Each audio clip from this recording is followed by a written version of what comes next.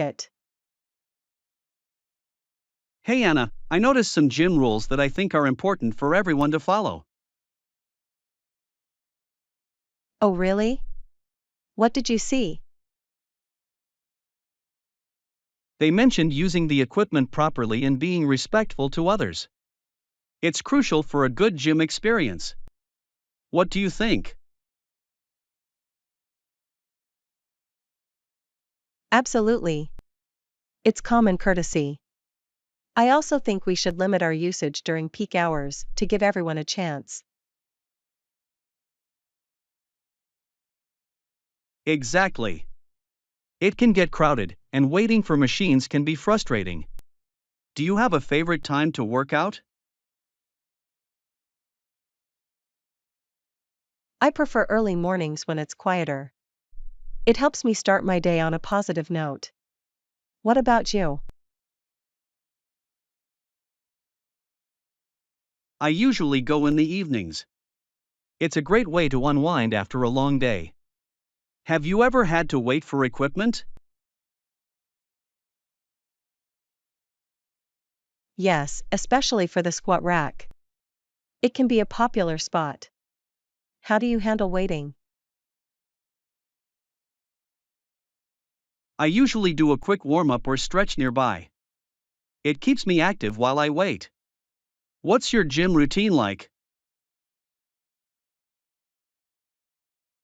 I usually start with cardio, then move on to strength training. It keeps things balanced. How about you? I like to mix it up too. I do cardio followed by weightlifting. It keeps me motivated. Have you ever tried a group class? Yes, I took a spin class once. It was intense, but so much fun. Have you tried any classes? I tried a yoga class recently. It was challenging but relaxing. Do you find classes helpful for motivation? Definitely. They create a sense of community and push you to work harder. What's your favorite type of workout class? I enjoy high intensity interval training, HIIT. It's a great way to build strength and endurance quickly. What do you like about spin classes? I love the music and the energy. The instructors are motivating, which makes a difference. Do you think gym etiquette extends beyond just equipment? Yes, being mindful of personal space and cleaning up after yourself is important too. How do you make sure you keep the gym clean? I always wipe down machines after using them. It's a small effort that goes a long way. What's one rule you think everyone should follow? I think everyone should be respectful and encouraging to others. A supportive environment makes a big difference. Lesson 2: Organizing ideas.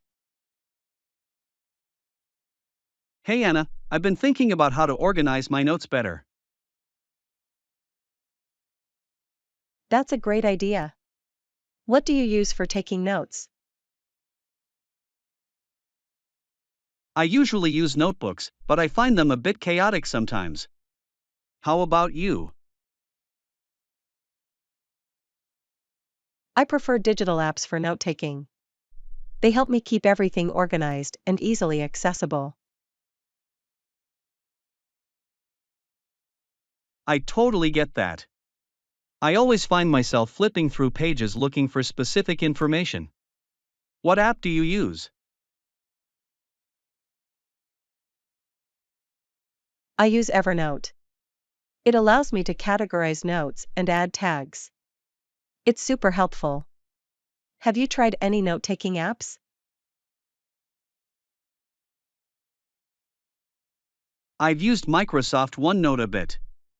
It's nice, but I still prefer writing things down by hand sometimes. Writing by hand can help with memory retention. Do you have a system for your notebooks? Not really. I just jot down whatever comes to mind. It can be hard to find things later. How do you organize your notes?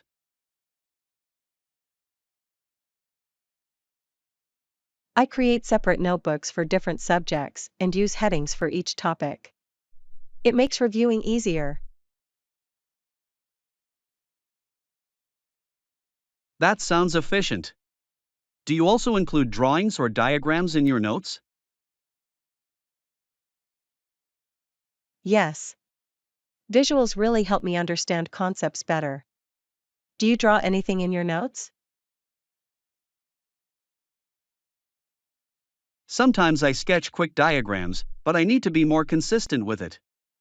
What's your favorite way to review your notes? I like to summarize key points and quiz myself. It reinforces the material. What about you? I usually reread them, but I like your idea of summarizing. It sounds more engaging. It definitely is. Have you ever thought about using color coding in your notes? I haven't tried that yet, but it sounds interesting. How do you use colors? I assign different colors for different topics. It visually separates information and makes it easier to find. That's a clever idea. I think I'll give color coding a shot. Lesson 3: Career Paths. Hey Anna, I was chatting with a friend in marketing, and it got me thinking about different careers. That's interesting. What did your friend say about their job? They mentioned how dynamic and creative marketing can be. How about you? What do you do?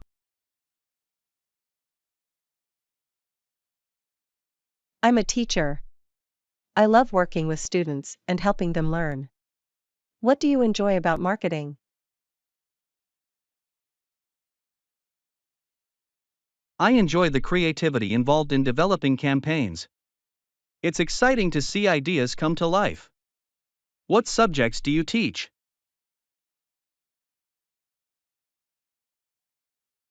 I teach English and enjoy seeing students improve their language skills. Do you think communication is important in your field?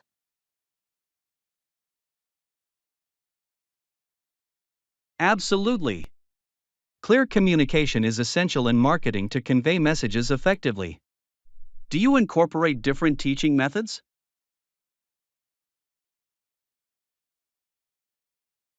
Yes, I use a mix of lectures, group activities, and games to keep things engaging. What marketing strategies do you find most effective?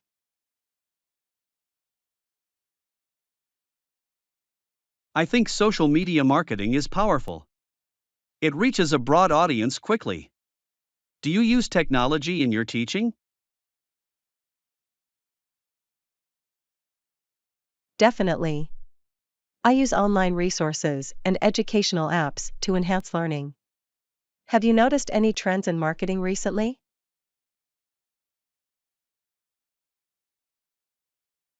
Yes, sustainability is becoming a key focus for many brands. People want to support eco-friendly companies. What do your students think about environmental issues?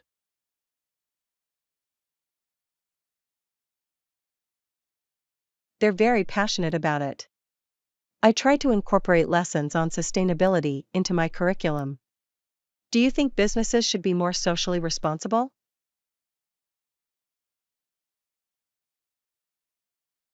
Yes, definitely. Responsibility can improve brand loyalty and attract customers. How do you encourage your students to think critically?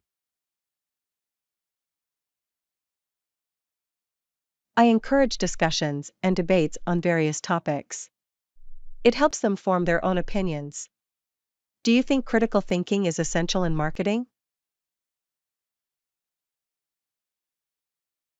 Absolutely. Marketers need to analyze data and understand consumer behavior. What's the most rewarding part of your teaching job? Seeing my students succeed and gain confidence is incredibly rewarding. What about you? What's the highlight of your marketing career?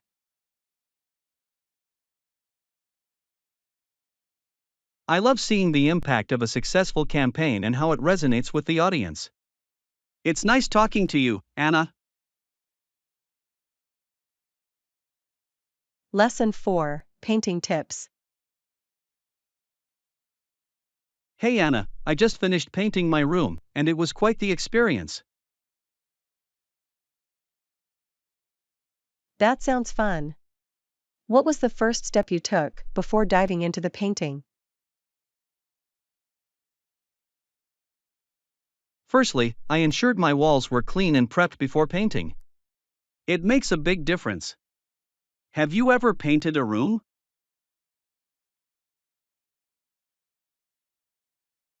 Yes, I painted my living room last summer.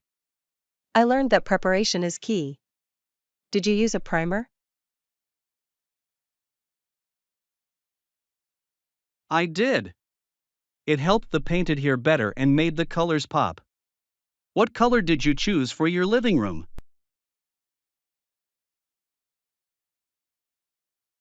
I went with a soft blue. It creates a calming atmosphere. What about your room? I chose a vibrant green. It really brightens the space. Did you have any challenges while painting? A few. I accidentally spilled some paint on the floor. Thankfully, I cleaned it up quickly. Have you had any mishaps?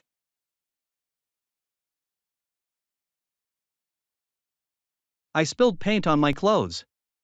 Now they're my designated painting clothes. What's your tip for avoiding spills? I always lay down a drop cloth. It catches any spills and protects the floor. Do you think choosing the right tools is important?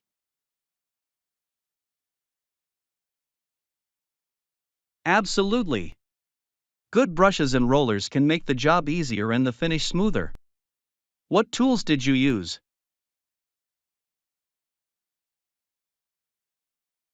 I used a roller for the big areas and a brush for the corners. It worked well. Did you have a favorite tool? I loved using a paint sprayer for the ceilings. It saved so much time. Have you ever tried one? Not yet, but I'm curious about it. Do you think it's easy to use? It can be a bit tricky at first, but it's worth it for larger spaces. What's your next DIY project? I'm thinking about making my own shelves. I love the idea of customizing my space. Have you done any woodworking? A little. I built a small table once. It was challenging but satisfying. Do you enjoy DIY projects? I do. They allow me to express my creativity. What's one project you're proud of? I'm proud of my painted flower pots. They add a personal touch to my garden. Lesson 5, Fitness Goals. Hey Anna, I've been trying to stay consistent with my workouts lately. That's great. What tips do you have for staying on track? One of my best tips is planning my workouts in advance. It helps me stay organized. Do you have a workout schedule? Yes, I usually plan my week every Sunday. It makes it easier to stick to my routine. How often do you work out? I aim for about 4 times a week. I mix cardio and strength training. What about you? I try to work out 5 times a week. I enjoy mixing yoga and running. Have you ever tried yoga? I have. It's a great way to improve flexibility. Do you have a favorite yoga pose? I love the downward dog pose. It stretches the back and feels refreshing. What's your favorite exercise? I really enjoy weightlifting. It helps build strength and boosts my confidence. How do you stay motivated on tough days? I remind myself of my goals and how good I feel after a workout. Do you listen to music while exercising?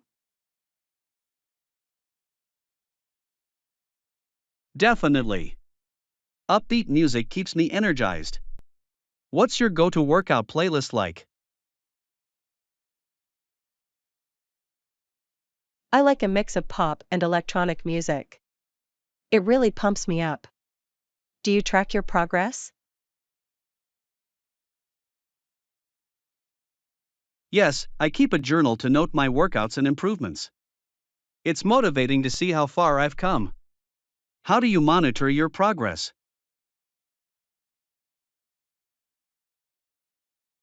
I use a fitness app that tracks my runs and workouts. It helps me stay accountable. Have you set any specific fitness goals?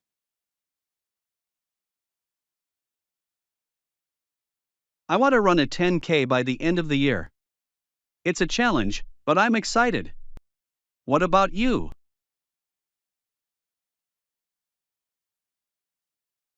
I'm aiming to improve my flexibility and complete a yoga challenge.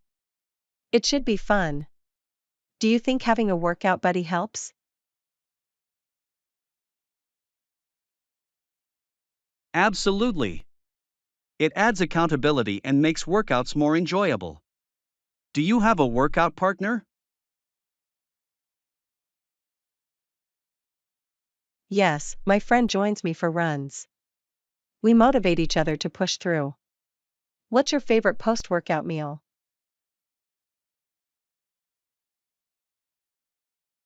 I love a protein smoothie with fruits. It's refreshing and energizing. Lesson 6, Rodeo Adventures. Hey Anna, I just read about a rodeo event in the Canadian West. It sounds thrilling. That does sound exciting. What's special about this rodeo? It's known for attracting the best cowboys and rodeo riders to compete for a grand prize of $25,000. Have you ever been to a rodeo? I went to one last summer, and it was such a fun experience. The atmosphere was electric. What events did they have? They had bull riding, barrel racing, and roping contests. Each event was intense. Which event did you enjoy the most? I loved barrel racing. The horses were so fast, and the riders displayed amazing skill. Do you have a favorite rodeo event?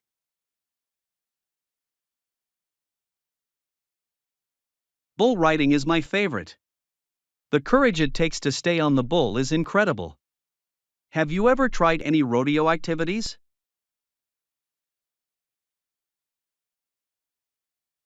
Not yet, but I would love to learn how to rope. It looks challenging but rewarding. Have you ever considered trying rodeo sports?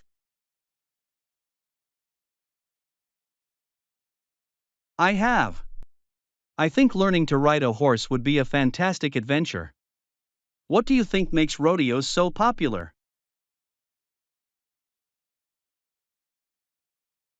I believe it's the combination of tradition, excitement, and the connection to Western culture. It really showcases the cowboy lifestyle. Exactly. The music, the outfits, and the community feel create a unique experience. What do you think about rodeo outfits? They're so colorful and stylish. I love the cowboy hats and boots. Do you have a favorite piece of rodeo attire? I really like the classic denim shirts. They look great and are practical for riding. Have you ever worn cowboy boots? Yes, I borrowed a pair for the rodeo. They were comfortable and added to the experience. Do you think rodeos are safe? They have safety measures, but it can still be dangerous. Participants take risks for the thrill. How do you feel about that?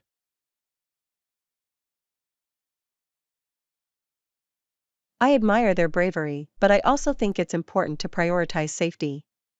What do you think could improve safety at rodeos?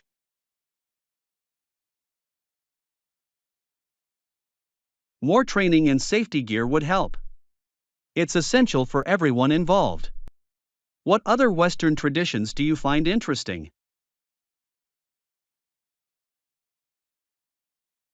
I'm fascinated by line dancing. It seems like a fun way to celebrate Western culture. Have you ever tried it?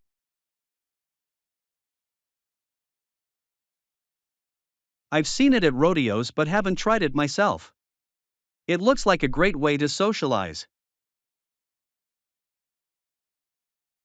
Lesson 7: Overcoming disengagement. Hey Anna, I've been thinking about how fearfully and negatively some people approach new situations. That's an interesting point. Disengagement can really hold people back. What do you think causes that fear? I believe it often comes from a fear of failure or looking foolish. Have you ever felt that way? Definitely. It can be daunting to try something new when you're worried about what others might think. What's your experience with overcoming that fear? I try to remind myself that everyone starts somewhere. The cost of disengagement here could be very serious indeed, especially in personal growth.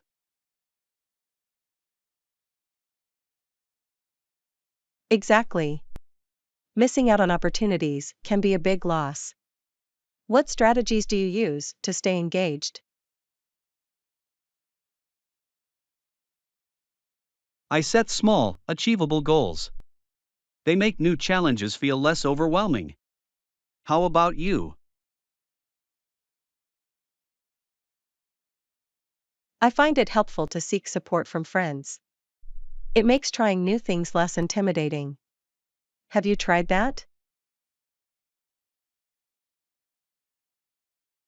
Yes, having a buddy system can really boost confidence. Do you think it's important to celebrate small wins?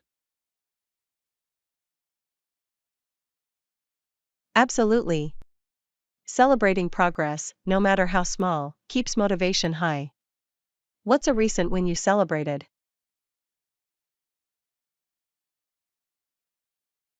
I recently completed a course I was nervous about. I treated myself to a nice dinner afterward. What about you? I tried a new cooking recipe that turned out great, so I invited friends over to share it. Do you think trying new activities helps combat disengagement?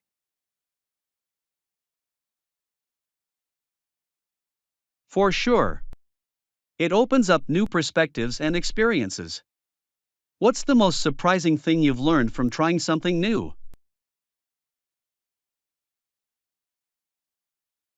I learned that I really enjoy painting. It was unexpected but so rewarding. Have you discovered any hidden talents? I found out I enjoy public speaking. It was scary at first, but now I love it. Do you think our fears often hold us back from discovering our strengths? Definitely. It's easy to let fear dictate our choices. What advice would you give to someone struggling with disengagement? I'd say start small, seek support, and remember that it's okay to feel uncomfortable. Growth happens outside our comfort zones. Lesson 8: Cherished Memories. Hey Anna, I remember when I was young, I felt so relieved after finding my favorite doll. Oh, that sounds sweet. Did you have a special bond with her? Absolutely. I hugged my doll tightly and promised myself that I would never leave her anywhere again. I couldn't imagine life without her. What about you? Did you have a favorite toy?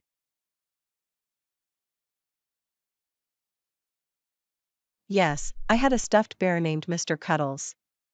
He was my confidant. Did you ever take your doll on adventures? All the time. She went on trips to the park and even to school. It felt like she had a life of her own. Did you create stories with your bear?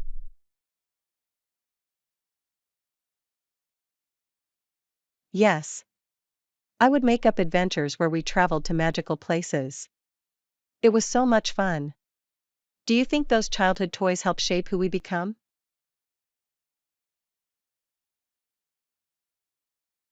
Definitely. They teach us about love, care, and imagination. What lessons did you learn from your playtime? I learned the importance of friendship and creativity. It was a safe space to express myself. Have you kept any of your childhood toys? I still have my doll tucked away in a box. It brings back such fond memories. Do you still have Mr. Cuddles? Yes, I do. He's a bit worn out, but I can't part with him. He's a part of my childhood. How do you think nostalgia affects us as adults? It reminds us of simpler times and can bring comfort during stressful days. What memories do you cherish the most? I cherish the summer days spent playing outside with friends. Those were carefree moments. What about you? I remember family gatherings where we played games and laughed together. Those moments shaped my values. Do you think it's important to share these stories with others?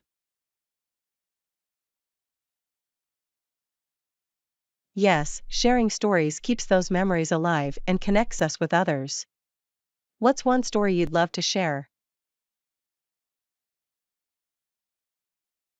I'd love to tell about the time I lost my doll at the beach and how my family helped me find her. It taught me the value of support. Lesson 9: Understanding History. Hey Anna, I was reading about how eventually the people of Canada and the United States realized that their laws had been unfair. That's an important topic. What specific laws were they referring to? Mainly laws regarding civil rights and treatment of Indigenous peoples. It's fascinating how public awareness can lead to change. What do you think sparked that realization? I believe it was a combination of activism and education. People began to understand the impact of these laws on communities. Have you read about any significant movements?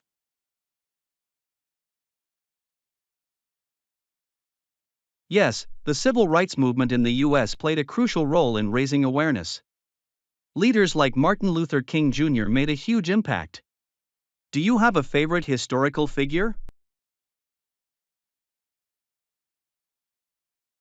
I admire Malala Yousafzai for her bravery in advocating for girls' education. Her story is inspiring. What about you? I really respect Nelson Mandela. His journey and dedication to justice are remarkable. How do you think we can learn from history? By studying past mistakes, we can make better decisions for the future. It's essential to keep those lessons in mind. Do you think history is often overlooked in education?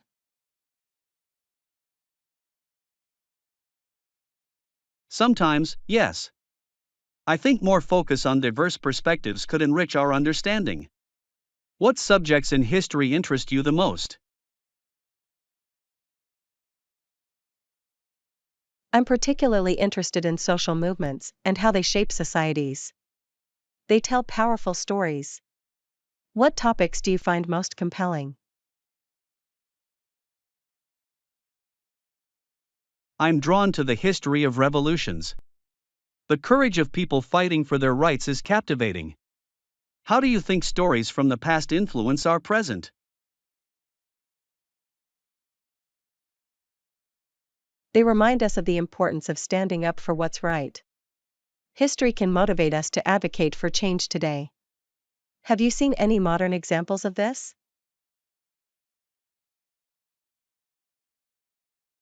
Definitely.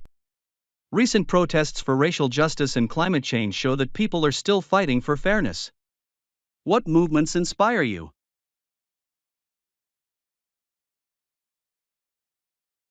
The global climate strikes are inspiring.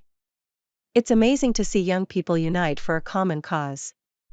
What role do you think individuals play in shaping history? Every individual can make a difference, even small actions can lead to significant change. It's empowering to think about our potential impact. Lesson 10: Ordering Delight. Hey Anna, do you feel ready to order? Absolutely, John. I've been thinking about it.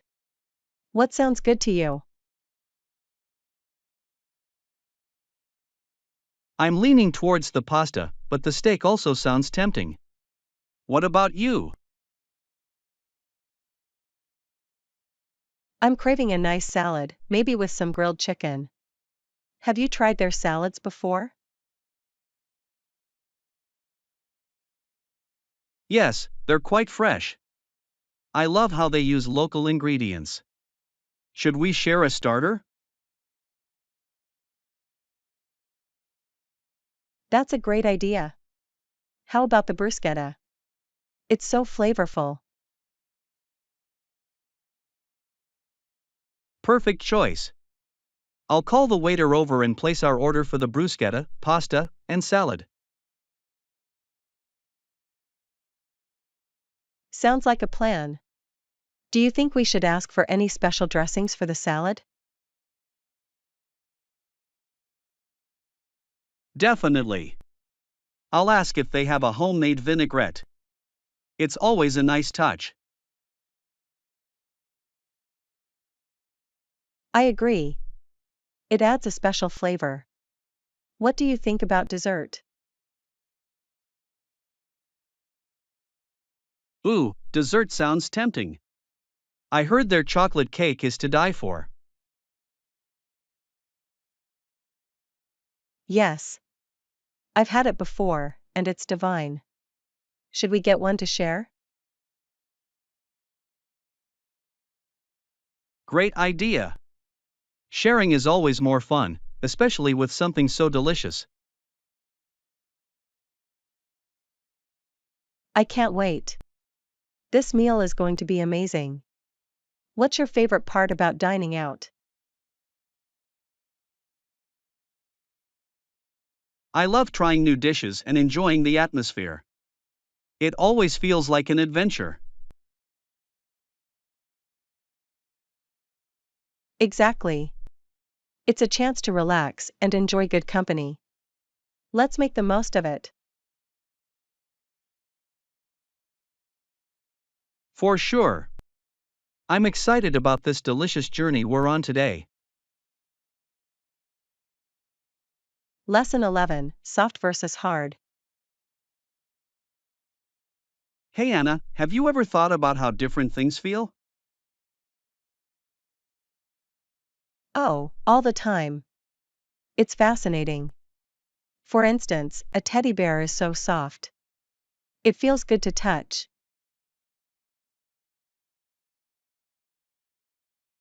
Exactly. That's why kids love them. What else do you think is soft?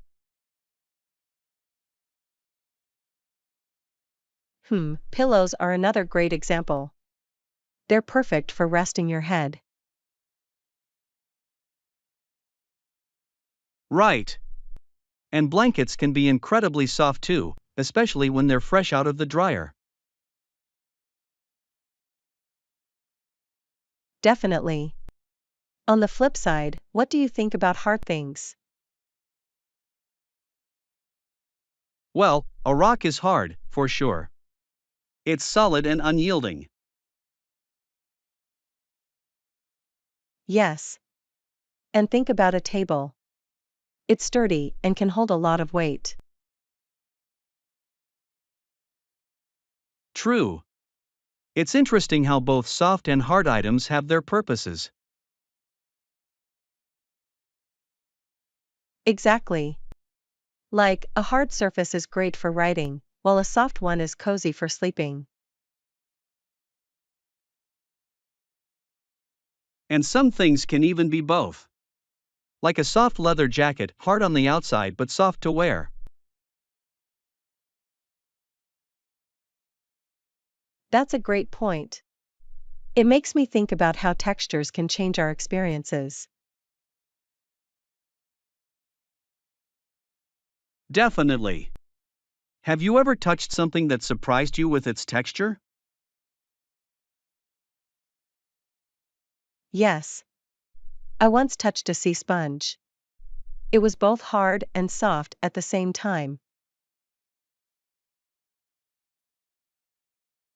Wow! That sounds intriguing. I love when things have unexpected qualities. Me too.